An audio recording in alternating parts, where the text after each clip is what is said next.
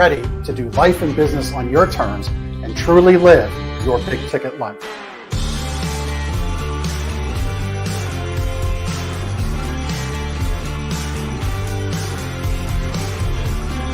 You either make excuses or you choose to level up. What amazing guests living the big ticket life. Woo! Woo! Brandon Brittingham. Appreciate you having me here today, man. It's that kind of discernment, that kind of focus, that kind of forward thinking that's so important if you're going to succeed in business today. Jeff and I are like friends. We're real friends. We are And so you unlock fortune and freedom without all the stress that normally comes along with it. It all comes down to your why. You know, your business, why are you doing it? You know, how is it going to change the world and what's it going to do for your family? I want you to celebrate your success. Talk about the struggle, but I promise you, the story is in your struggle. They'll never be able to say that about me because people only see me working hard in anything that I'm doing whenever they see me. Focused on your success and the success of those around you. But being that constant in your community, good or bad, whether things are great in the community, bad in the community, be steady. Unapologetically do business and life on your terms and truly live your big ticket life. What amazing guests living the big ticket life. And we discuss how they do it and the big ticket methods they use. The things that make your life successful so you do life and business on your terms. In and of itself, the only limitations that we really have on ourselves is the ones that we allow to be put on ourselves. And most people don't look at it in that perspective. There's nothing wrong with being humble, but there's also nothing wrong with stepping into your superpower and letting people know who you are.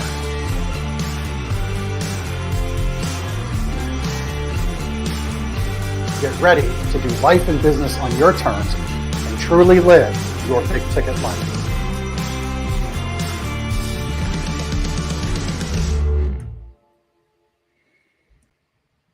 All right. Well, look, it feels good to be back in the saddle. I apologize for last week's hiatus. I was very much under the weather, but I am really pleased to have Jason Butler on the show with me today.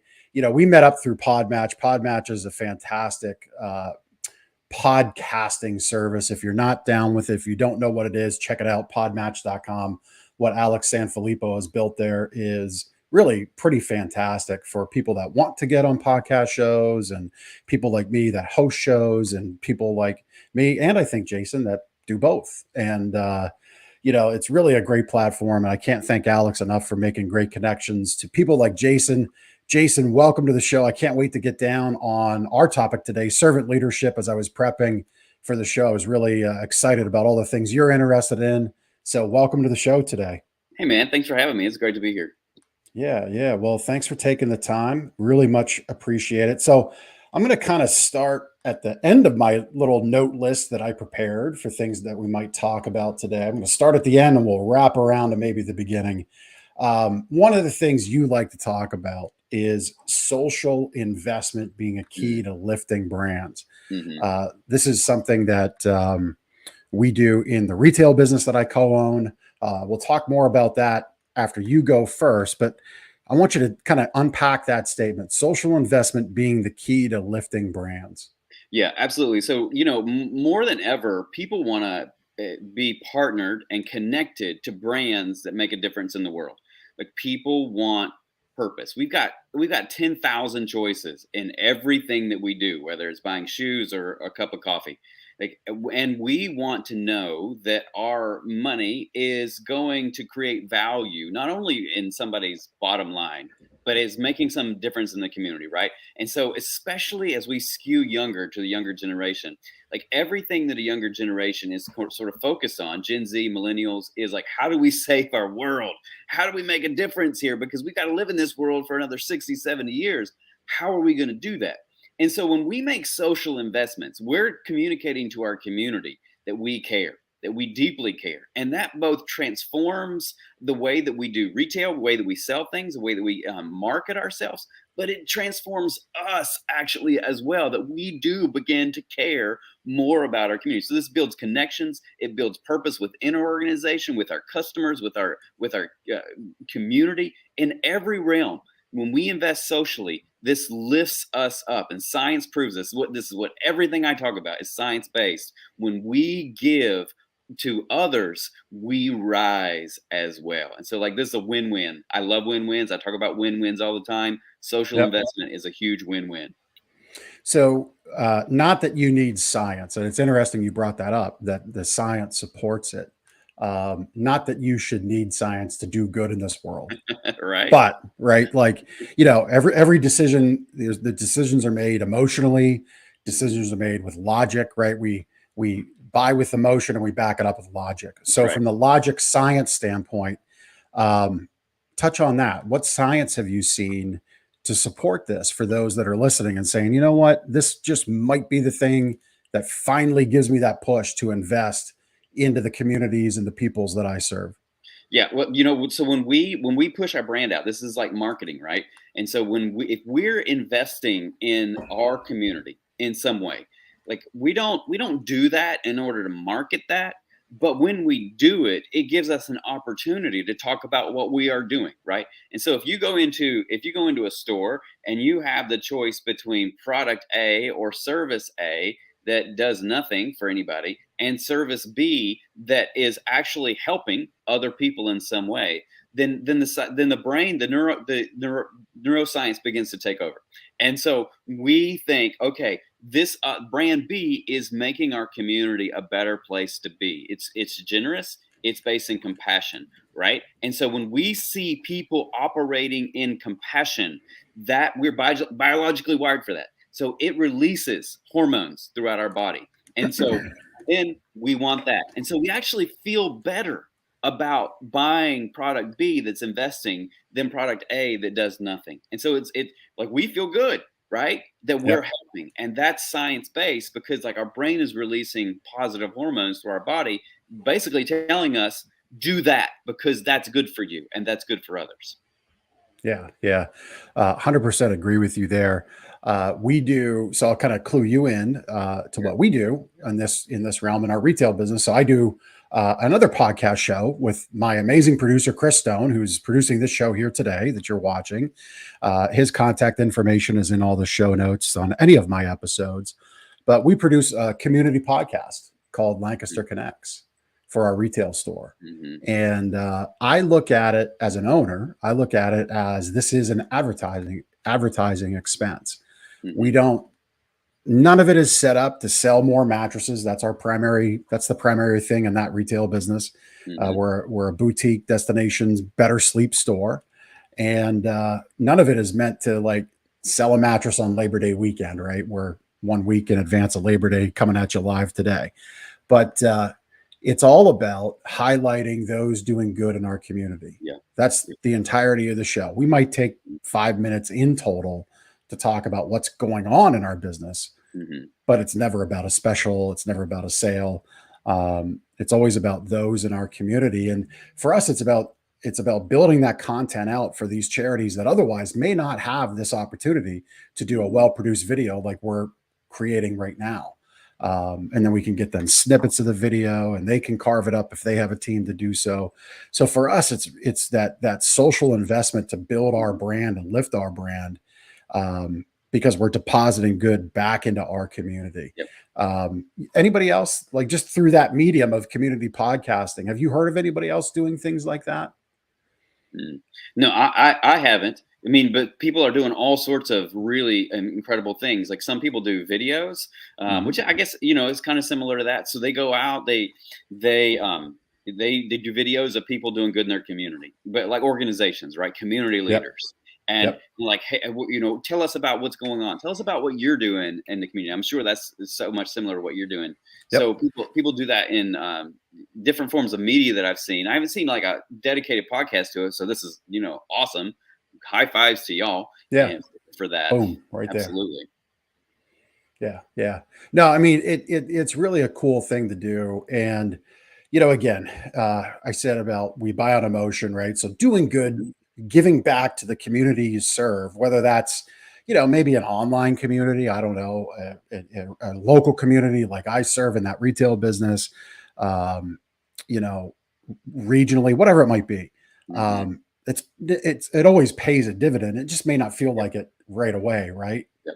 Yep. It Absolutely. takes And a while sometimes. there's a halo effect as well. So like our brains make associations. So that's what we're always doing, right? So when you talk about a certain community leader, now our brain has associated you with that community leader and that community leader with you, right? And so our Yep. brain's like, oh, they're linked together. Cool. And so now we have this halo effect that you and that other person are both benefiting from what each other's doing, because people who've listened have now made this connection to you.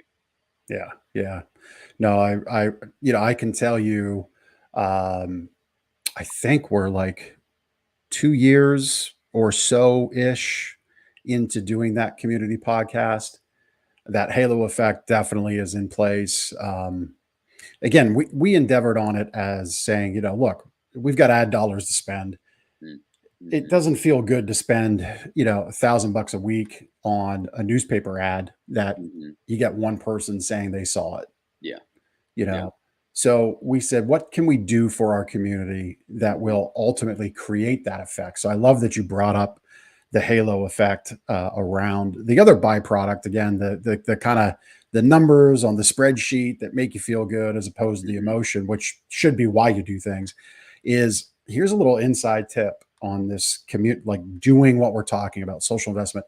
The boards of the charities and the groups that you Mhm. highlight, That's right. there's that halo effect, right? There's the movers and shakers. Mm-hmm. Those are the people who can, pretty quickly refer your business, if Mm-hmm. not do business with you. That's right. And that was something that I only kind of figured out recently Mhm. because it really started to take off. Yep. And it's kind of, it's hockey sticked. Yep. So it takes a little while Mhm. to deposit this in and make these deposits of social investment. What other kinds of deposits of social investment should business owners be making into their communities to lift their brand?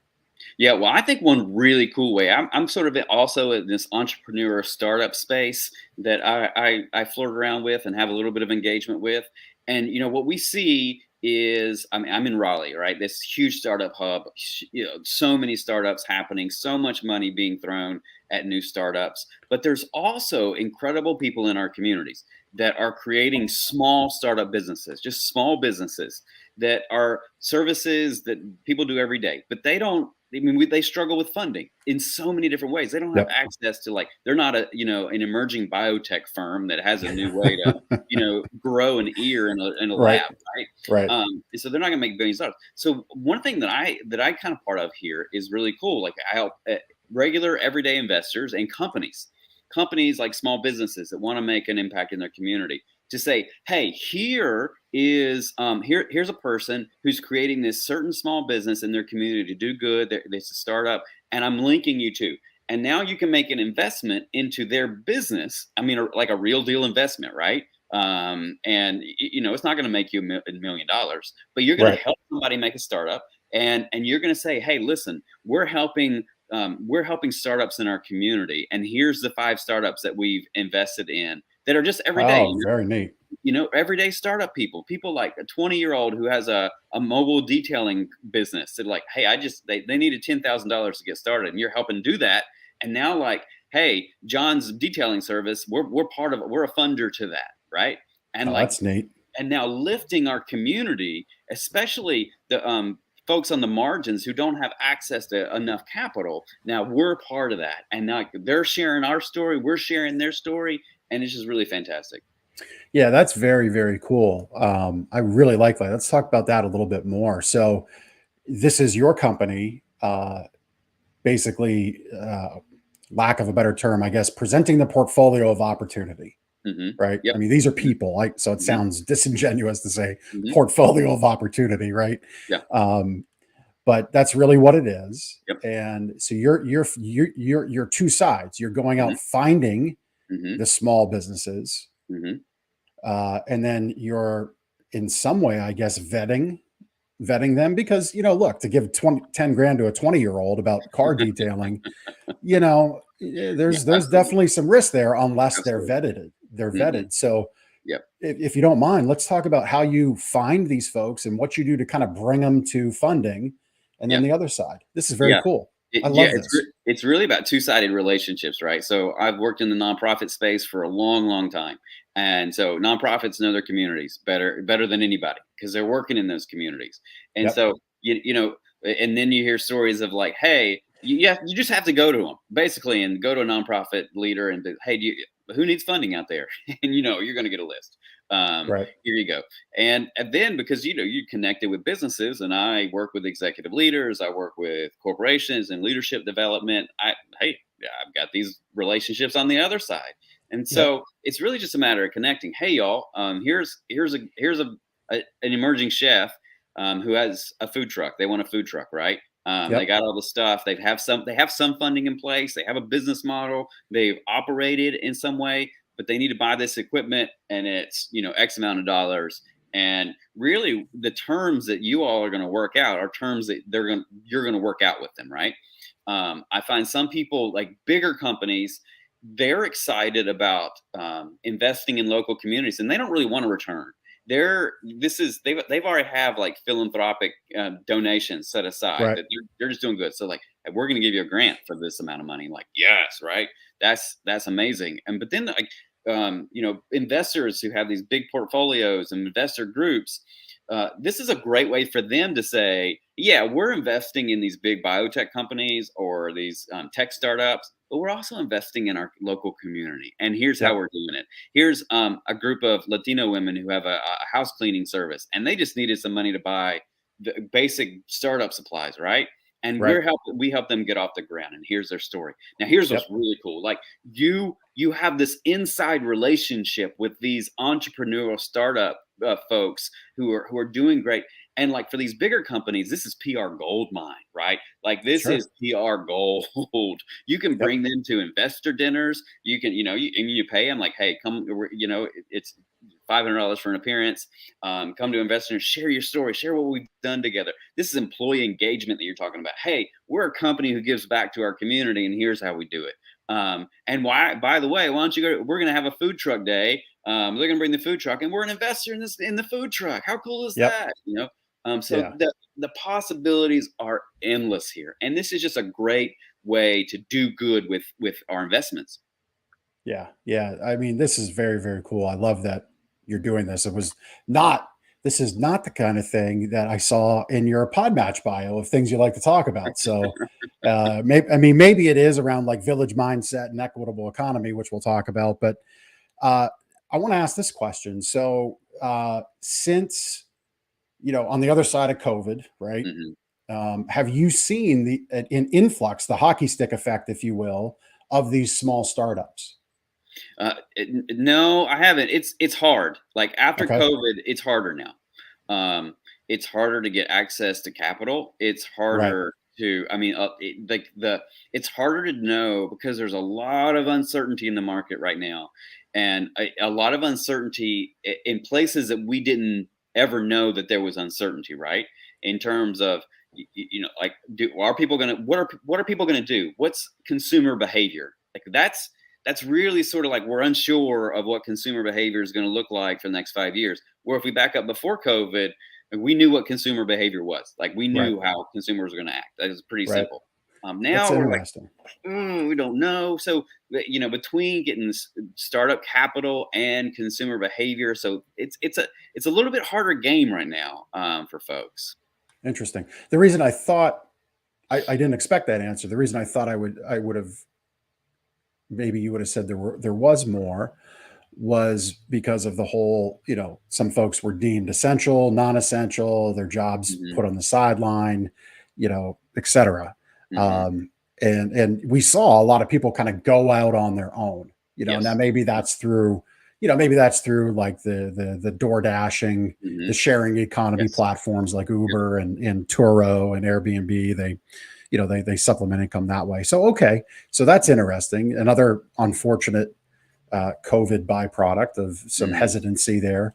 But still, it doesn't change the amazing mission that you have. So when we talk about how you connect these, by the way, do you do a lot with food trucks? No, you don't. Okay. Interesting. I just love food trucks. Right. Yeah. I made a note, and you'll see me making some notes throughout our show. Our regular listeners, have heard me say this before. I do pull out snippets. So it's not that I'm doing work, it's that I'm writing down important moments and then I can go back and review. But the reason I asked about food trucks, I've got an amazing friend. He's been on the show, Patrick Bolaños. He is down in Houston with Trailer King Builders, just doing some amazing work with the food truck space and bringing those dreams of people to life who have an amazing family recipe around any different type of food, and he's helping them bring it forward, which is very, very cool. I mean, I just love the entrepreneurial, the American exceptionalism of opportunity. Why don't you talk about what you like about that a little bit? Man, like capitalism is a beautiful thing when it properly works, right? And so I think right now we're sort of having sort of a capitalistic moment in terms of what is this going to be? We see a lot of people making a whole lot of money, and we see a lot of people not making so we're kind of getting spread out, right? But the opportunity is incredible because like what people need is capital, right? Like that's it. That's always been what makes wealth is capital. And so the investor startup community is really where I see like the possibility of American entrepreneurial success. Like there's so many ideas out there right now being funded, being started. So many people are getting into the funding space. I love this idea. Like Congress passed a law in 2016 that basically opened up this thing called crowdfunding. There's the technical definition. You don't have to be an accredited investor. Like before that, you had to, right? You had to have so much asset. You had to go through this process. Now there's platforms like WeFunder and so many others. You can just go on there, and as just a regular person, you can invest in $100, $200, $1,000, $5,000 in a startup. And now you are you're part of investor in this new thing. Like this is phenomenal. I love this idea. It's like taking crowdfunding, Kickstarter to the investor space. And so like now what I want to see the progress of is becoming the mainstream of what I was just talking about, like social investment. Like investors not looking for the big payday to get returns in, but investors looking for community impact. So investing for community impact, and businesses, leaders investing for that purpose. Now that to me is the beautiful possibility of the opportunities that capitalism gives us. Yeah. So actually, it's like my producer and I are mind melding right now, because I was going to say, does this dovetail into your concept of what the village mindset is and creating an equitable economy?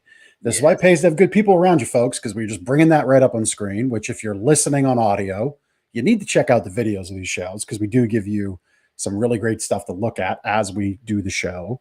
But we've got Jason's information from his website on the village mindset up right now. So let's jump into that. Let's hone into what you're talking about there, the people you work with to help them adopt this village mindset. Yeah, absolutely. The village mindset was really birthed and born out of my 20 years of executive leadership experience in community-facing organizations. So I've worked in community organizations, leading people, helping people navigate incredibly difficult transitions and changes, and doing good work in the community. And so after COVID, like COVID has shaken us up. It's shaken in the employee workplace. It's shaken how we engage socially in so many different ways. And, with like the Great Resignation and quiet quitting and employee, like all of the models of the past, where basically we're like profit over people, right? That was the model of the past, the leadership model. Like that's changed. Like that, if that's fading out. And if you're still under that model, you're going to struggle in the next 5 years. And so, as we talk about belonging, organizational belonging, we talk about engagement, we talk about sustainability, we talk about doing good, right? Like the leadership of the future has changed, where we need servant leaders. We need emotionally intelligent leaders. We need leaders who are high on empathy and put people over profit. And so it was, as I thought about this and like, how do I bring my leadership? This is who I am. This is what I've done. How do I bring this into the corporate and business community? And I came up with this idea of the village mindset, because this is hard to get our head around, right? Like, how do we do this leadership? Because we're not quite sure, but we all understand the concept of a village. So I took 5 key principles that we see in a village, and I overlaid them in business leadership of today: empowerment, support, connection, purpose, and social investment. And they all work to create this village, right? Like sometimes we say, well, my company is a family. And I'm like, nah, it's really not. You know, if you're ready to let an employee go, you're not going to be like, hey, you can bunk up in my bedroom for 6 months until you land on your feet. Right. Like, we're not going to do that. But Well, go ahead. I was gonna say, you know, you said people's, and let's pick up on employers that use the word family but don't really mean it. We'll pick up on that. But what I was going to add to a point you made, and I just felt it important to interject it, is, you know, people over profit is more important than ever. And one slack adjuster, one way to test yourself there is, you know, if their only reward is the once a year pay review, that's a real problem. Yeah. You know, like as an example, today in my retail business that I'm involved in, we are bringing back to the store an entire processed beef cow. I don't know why I have to clarify it beef cow, because like, is it a pork? Is it ever a pork cow or a chicken cow? No, it's a cow. But like, you know, the old adage, you know, closers eat steak, right? Kind of thing. Food price. This is the second year we've done it. Food prices are really, really high. Yeah, they are right now. And for us, it's a tremendous value in the way we buy it, and we just give it to our team. We divide it all out. It's kind of a lot of fun. The guys trade out. Some of my guys are into smoking. Some of my guys are into steaks, and you know, so they trade out the cuts, and it's neat. And then some of the other guys give away the ground beef to food banks because we're very involved with food banks locally. So those kinds of things. Maybe the cow, dividing that up isn't for you, but putting in those kinds of things, and we do other things throughout the year as well, is very important. So back to, and if you have anything to add, go ahead. But if not, we'll just go kind of back to those who miss on the concept of saying family when absolutely. You know, I tell people, like, your business is not a family, but it can be a village, right? It can be a village where we are coming together for a collaborative and combined purpose. Like, that's what work is. Like, we're coming together for a purpose. And that's what a village is. We all live in a space where we are seen, where we are known, and we are valued. And that is the barometer. Belonging is the barometer of employee engagement for the future. And like, we're coming to understand now that our ability to make profit is in our employees. And the more that we empower our employees, the more that they are going to empower our companies to be more profitable, right?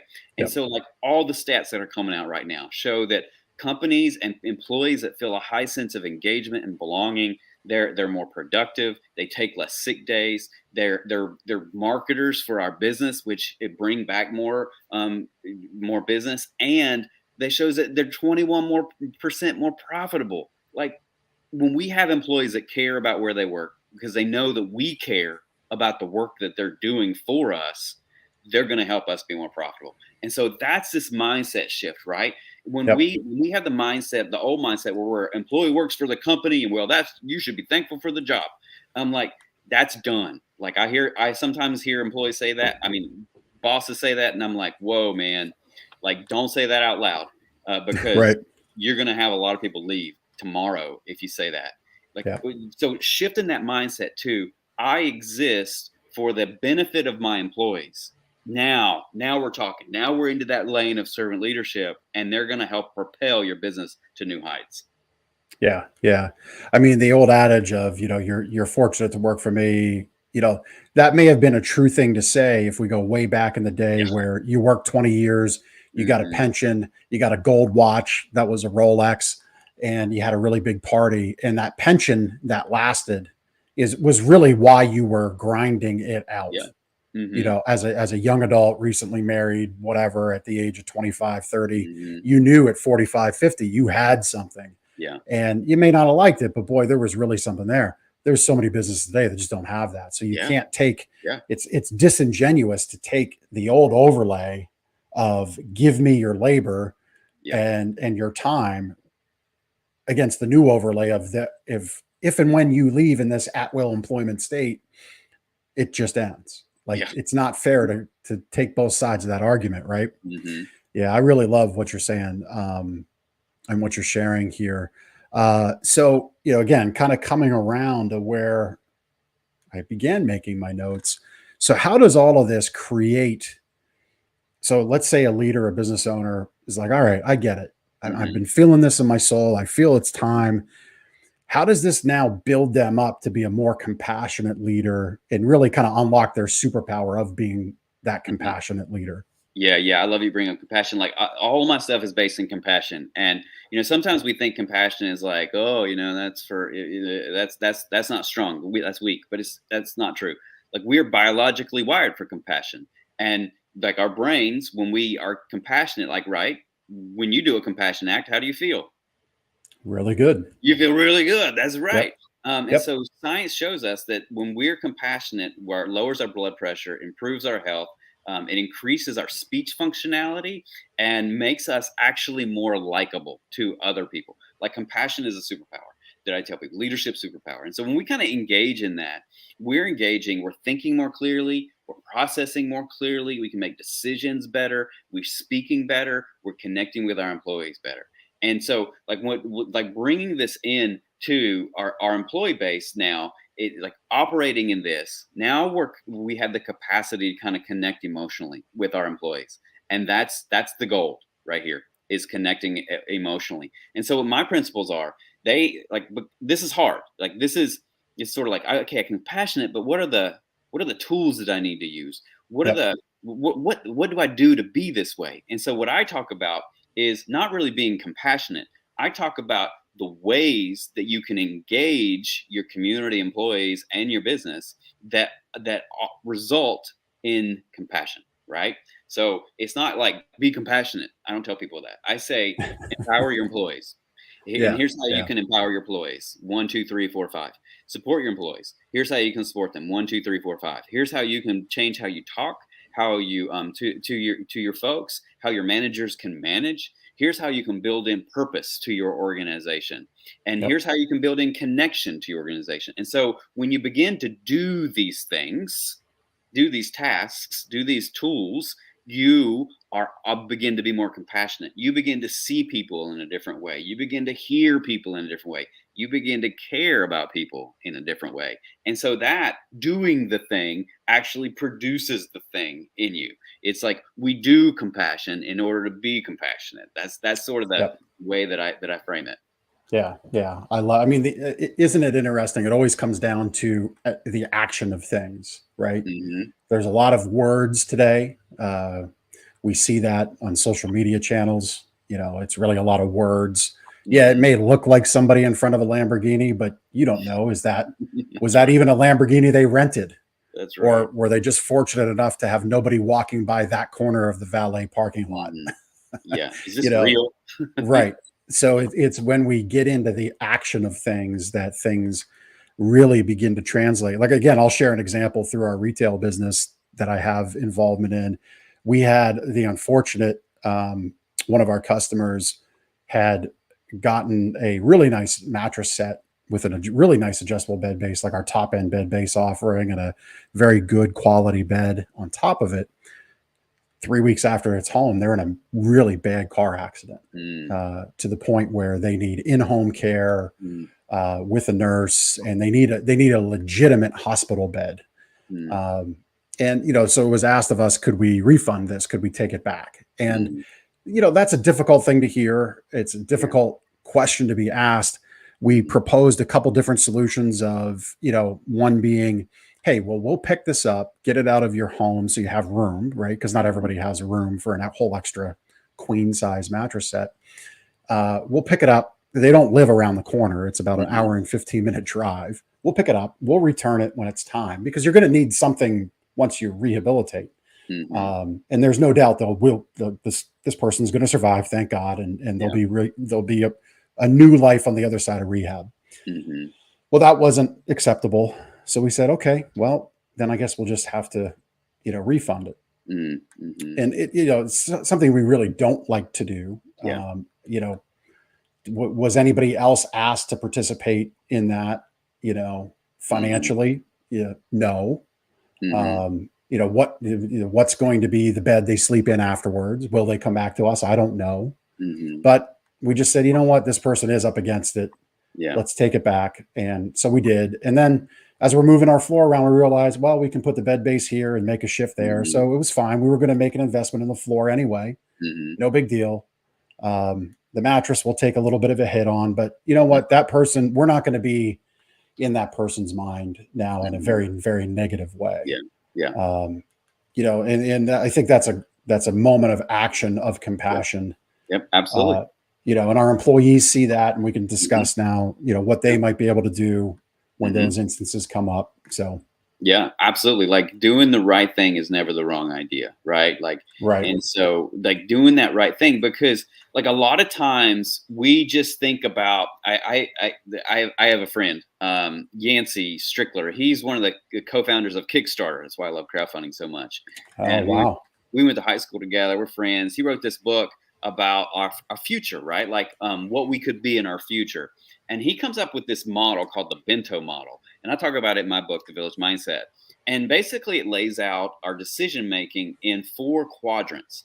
And oftentimes we just think about our decision making like you in the mattress, right? Like this is a great example.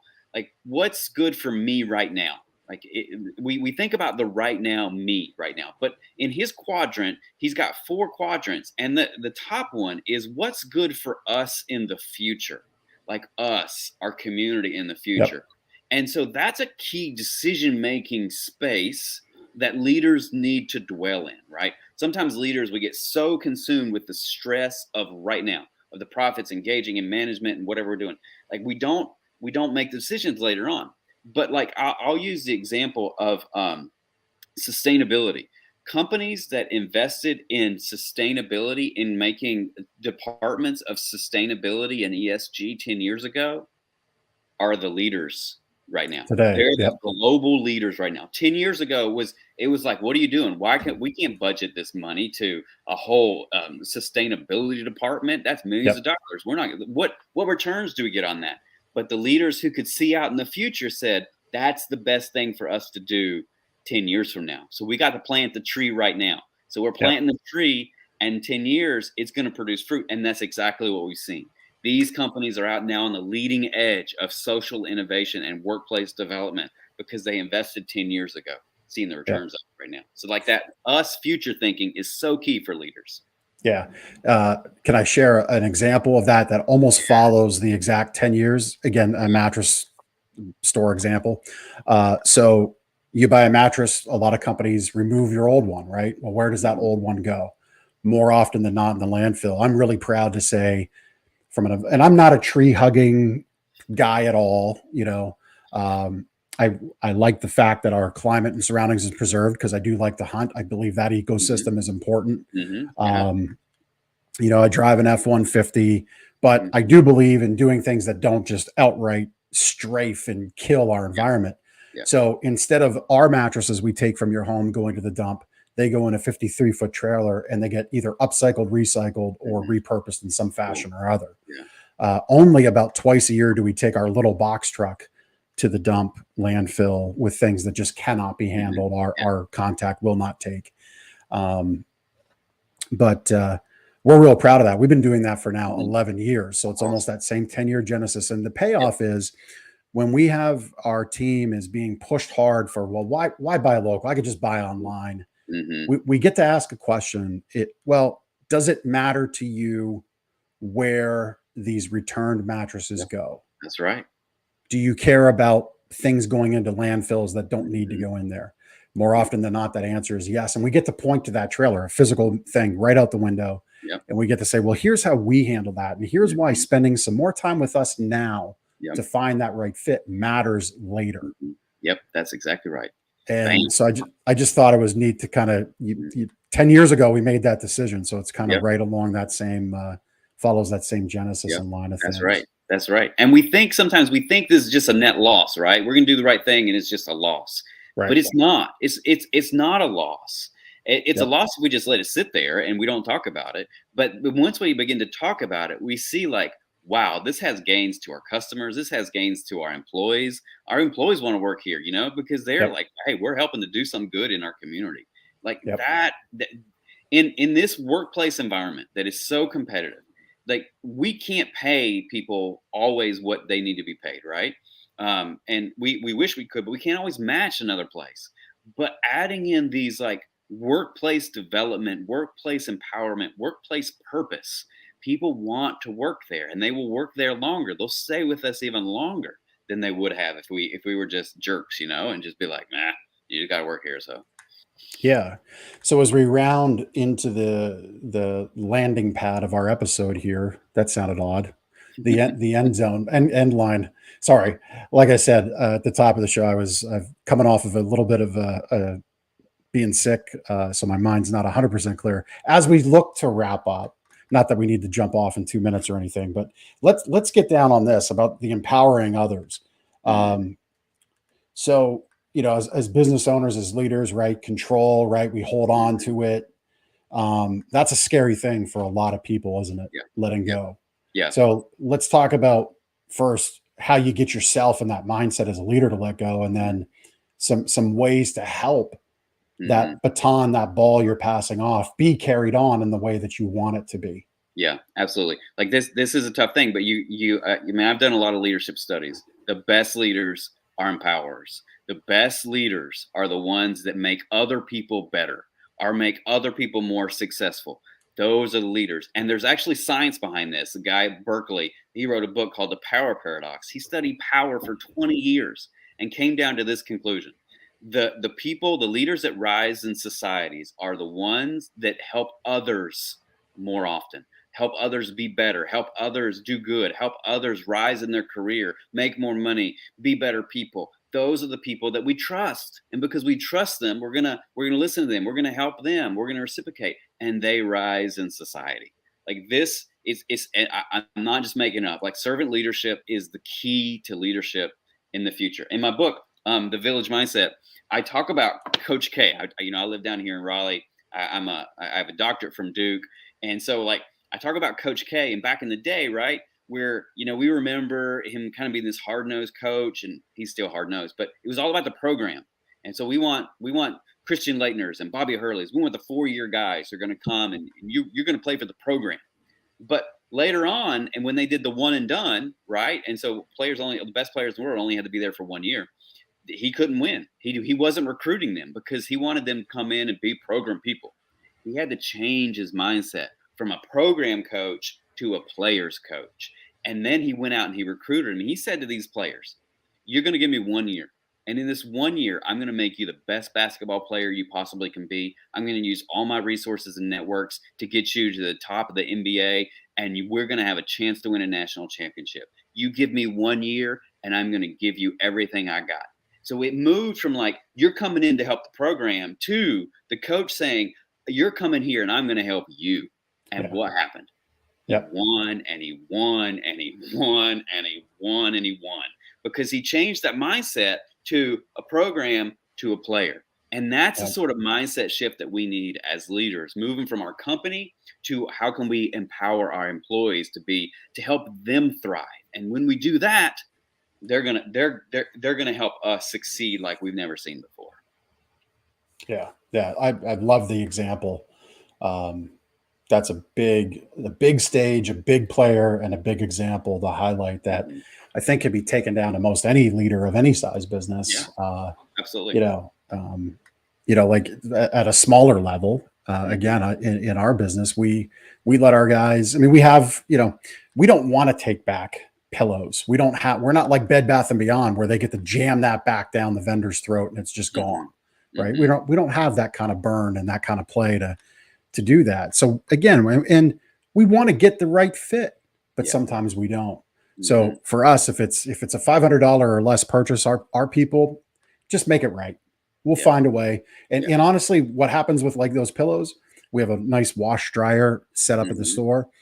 We take the cover, launder it, We donate it to a great charity called Mhm. Off the Streets. There you go. People that are coming out of homelessness, Hmm. securing their first apartment, their first home, and they get to sleep on more often than not an incredible pillow.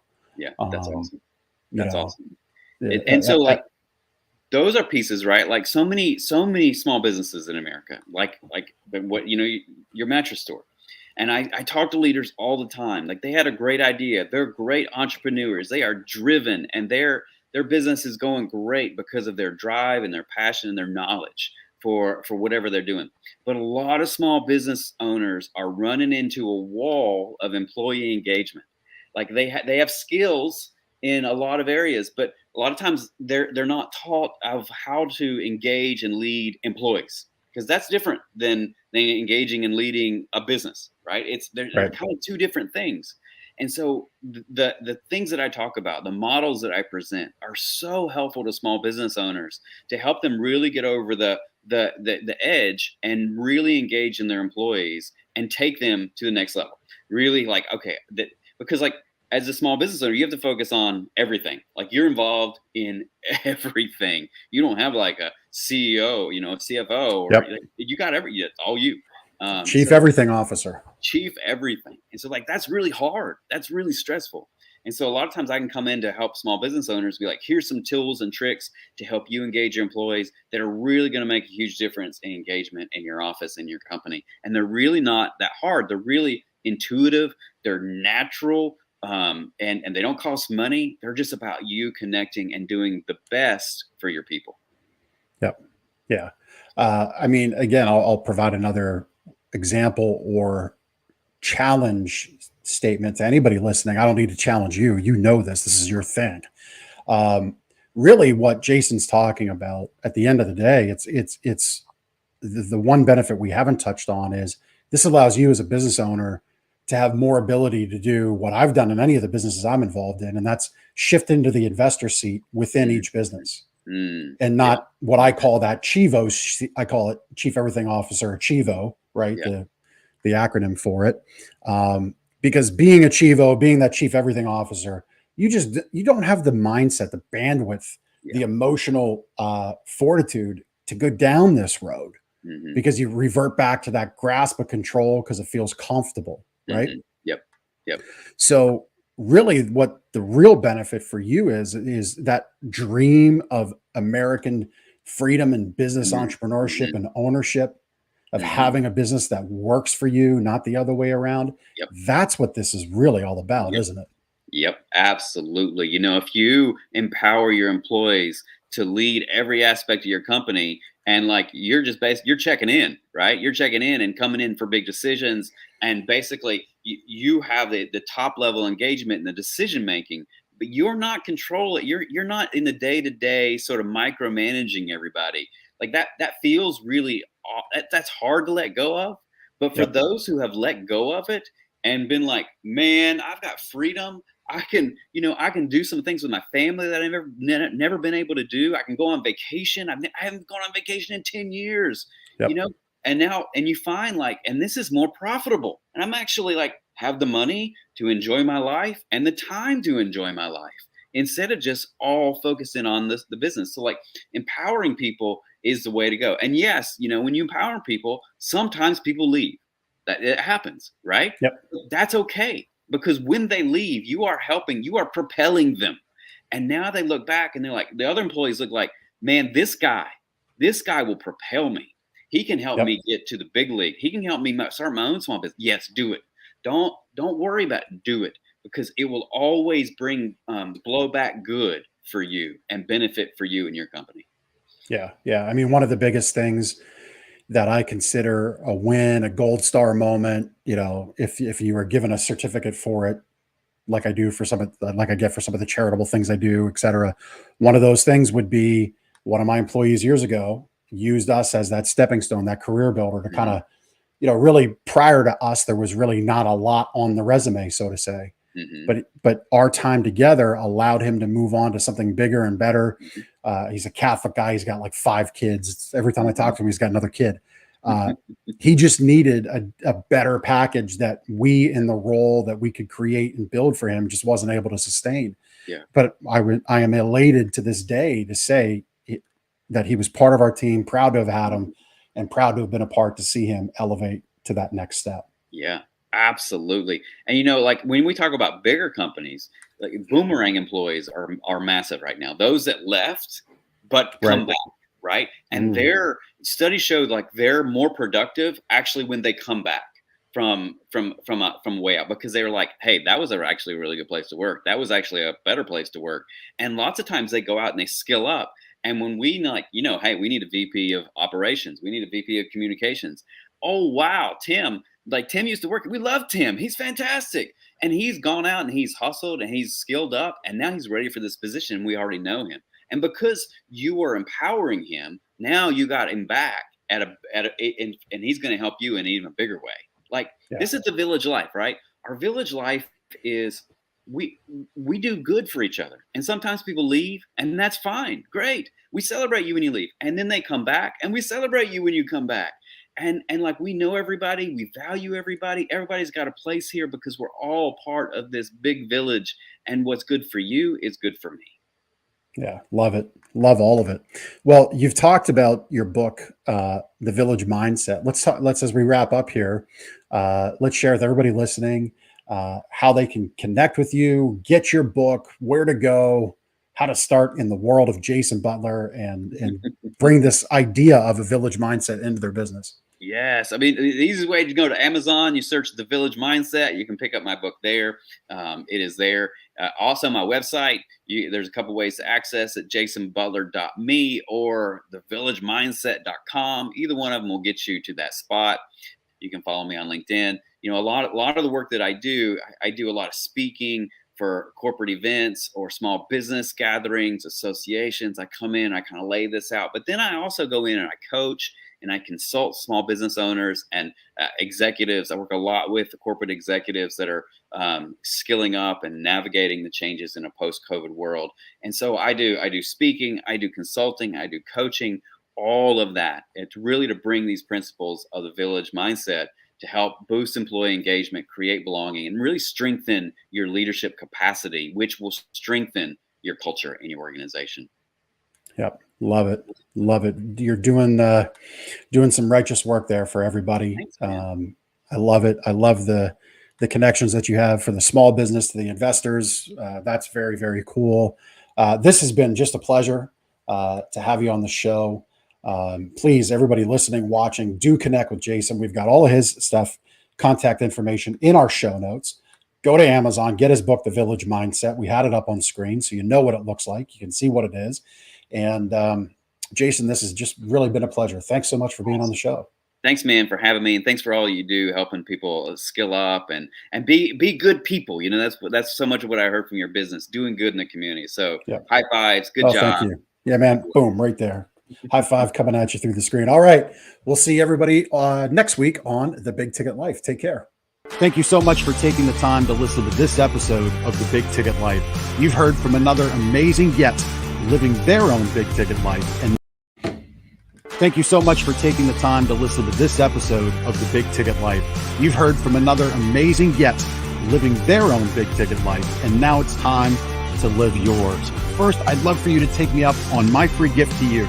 Claim your gift at gift.thebigticketlife.live. That's gift.thebigticketlife.live. See, all your life you've been told what is and what isn't possible by the loudest voices from the cheapest seats. It's time to finally do life and business on your terms. Sure, you've heard similar things, but without clarity on what can be done, it's easy to have your customers, employees, maybe even partners, and your spouse keep you from truly living a big ticket life. My big ticket methods shift you into that investor seat in your business, away from commodity and away from competition, into a market of one, so you can finally live your own big ticket life. So my gift to you is for you to book your discovery call today, where we'll uncover first the Chivo behaviors, those chief everything officer behaviors that hold you back, and why moving into the investor seat in your own business is critical. 2, we'll uncover the premium position that's up for grabs right now in your market that you're missing out on. And 3, which big ticket methodologies are just waiting to be dropped into your business to explode your sales and profits. So again, thanks for listening to this episode. I'd love for you to take action right now. Accept this gift. Book your call. Go to gift.thebigticketlife.live. Again, that's gift.thebigticketlife.live.